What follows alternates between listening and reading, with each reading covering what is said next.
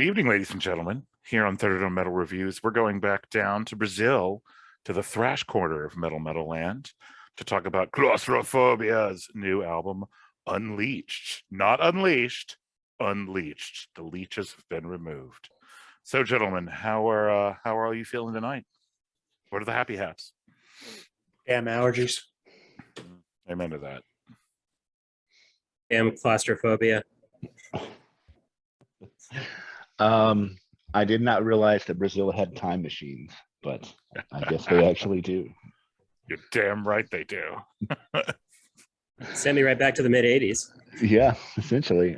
So as David said, this is Unleeched, released on March 11th of 2022. It is their 7th studio album. It was released on Metal Assault Records. The producer was Edar Doffenbach. Runtime is 33 minutes and 36 seconds. Cal D'Angelo plays drum and does effects. Marcus D'Angelo is the guitarist and lead vocals. Rafael Yamada plays bass and does the backing vocals. And they had Mark Rizzo come in and lay down a lead guitar track on the 5th track for this album. So how did you find this band and what made you choose this album, David? So when I looked at lists of what was coming out, because I looked early because Tracy puts tremendous pressure on us to populate the spreadsheet at gunpoint. So I was like, man, I got to get some shit in the spreadsheet. And I want to objection. I'm typically the person who puts their shit in last on the spreadsheet. Yeah, but you'll like call the meeting to order and suddenly the spreadsheet's happening and I see all these blank spaces and I don't know, just the whole tone of urgency. It just doesn't even need to be said. I just create it and you just don't like seeing it empty. I think that's what it is. Well, it wasn't empty after I heard about this. So anyway, I saw no names I recognized at all. So I just said, well, let me look up what one is. And I Googled this band's name and it said Brazilian thrash, founded 1993. And I was like, sold. So, and I listened to a couple tracks and it was exactly what you would think I, being who I am as a person. I'm like, yeah, like I listened to 2 of these. And so then I threw it on the schedule and I'm not sorry. And not only did I listen to this, I went another album back and listened to Download Hatred. I'm like, I just need to understand where they felt, what they were feeling in 2016, which was the album before this. So I did 2 of their albums this week and I'm not sorry. That's how that happened, Tracy. This is one of those moments of convergent evolution, because I had never heard of them. Then I heard, I was like, oh, this sounds vaguely Brazilian, and then I looked them up too, and I saw that they had toured with like Soulfly and then several other bands. And the sound of this, and I'm going to say this as a compliment. Some people might not take it that way, depending on where you are in the metal community.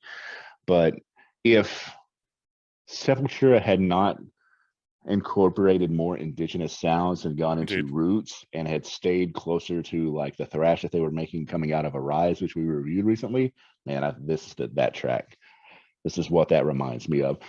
Yes. Because this is definitely thrash, incredibly well played.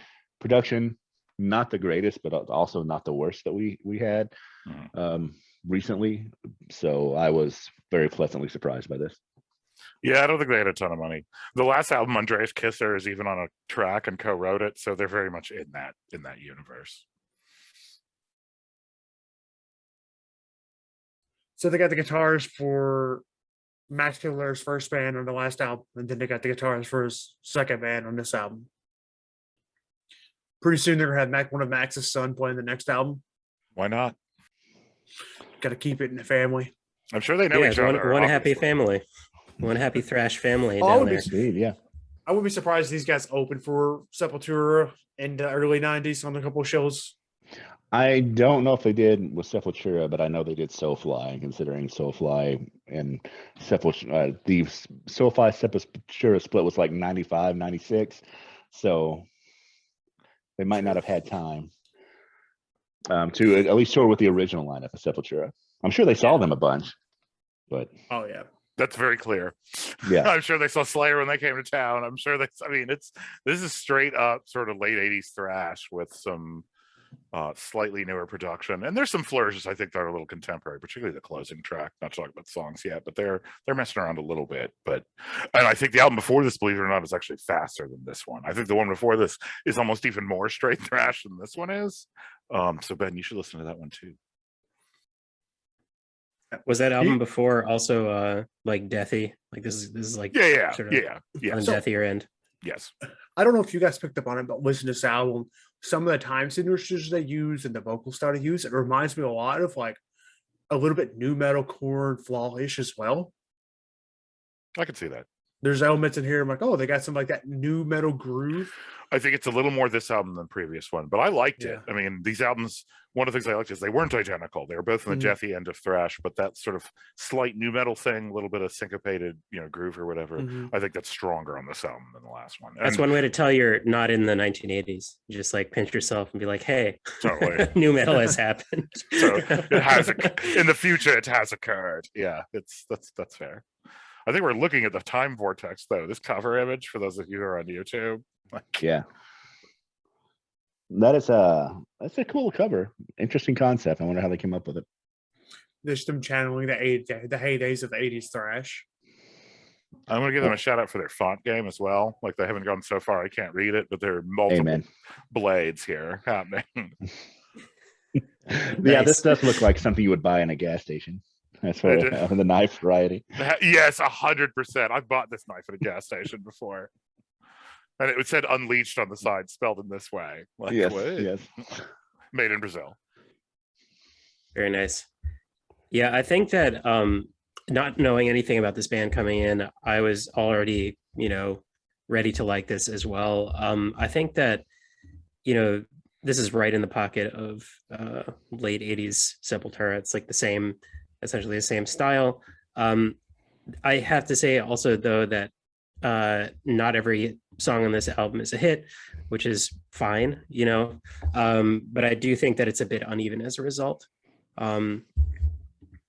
That said, because it's got that sort of deathy thrash thing going for it and lots and lots and lots of riffs, it's pretty damn good. I'm gonna agree with Gabe on that. Not every song on this album's a hit. I think it starts to fall off around track 5. I think once you get to the first 4, they're all really good, and then it just kind of dips, falling off of that. Drink the everyone. That's closer- the back half.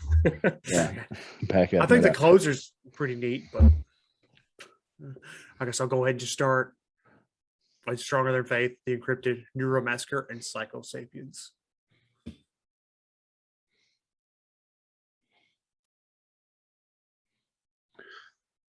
I will agree that not every track is a winner, but there are some ones on here that I thought were really good. I will say that I thought that the first half is very good. I also enjoyed the title track quite a bit.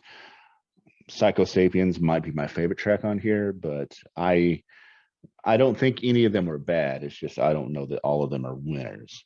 So there might be a little bit of filler, but not a lot.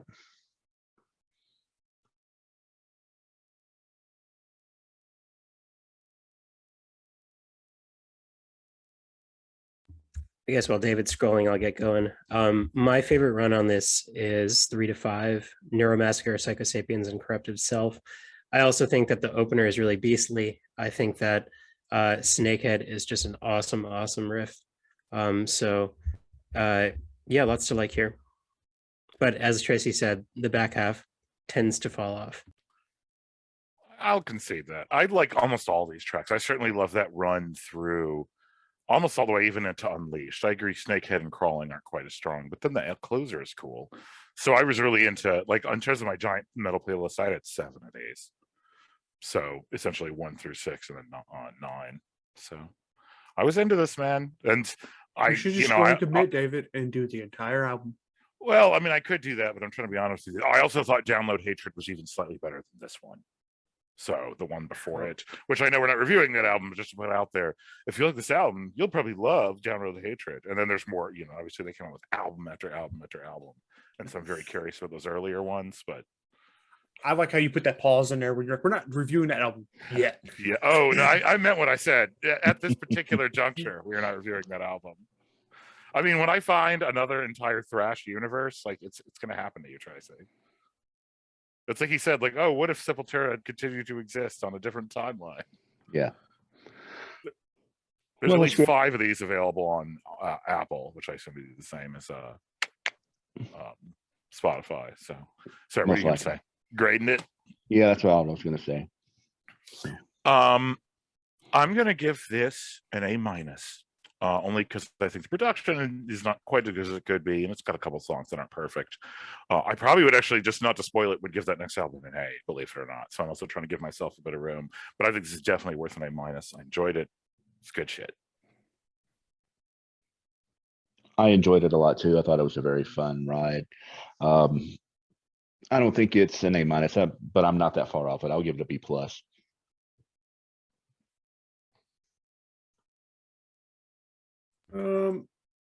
If let's be honest, it's probably my least favorite album we did for this recording session. So I'm going to give it, it's a solid album. I'm going to give it a B minus. All right. Well, I'll swing the pendulum back the other way. This is an A minus for me. Woohoo! What's that? A high B, Tracy? An 89.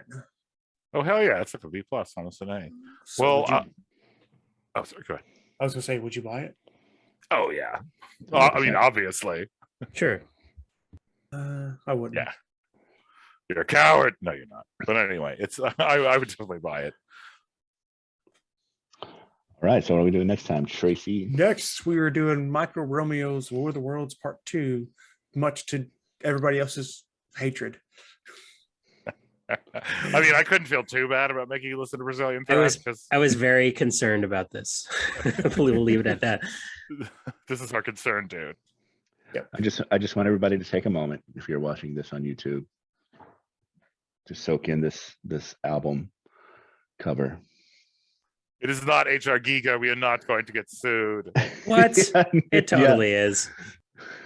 It is HR. But I don't think it actually is. That's the thing. Is it? No, he's dead. I mean, Yeah. I don't think it is, but it is somebody definitely trying to be Rufus HR Giger so, yeah, Rufus Giger. of Luxembourg. Rufus H. Giga. Exactly. But anyway, join us next time on Thunderdome Metal Reviews.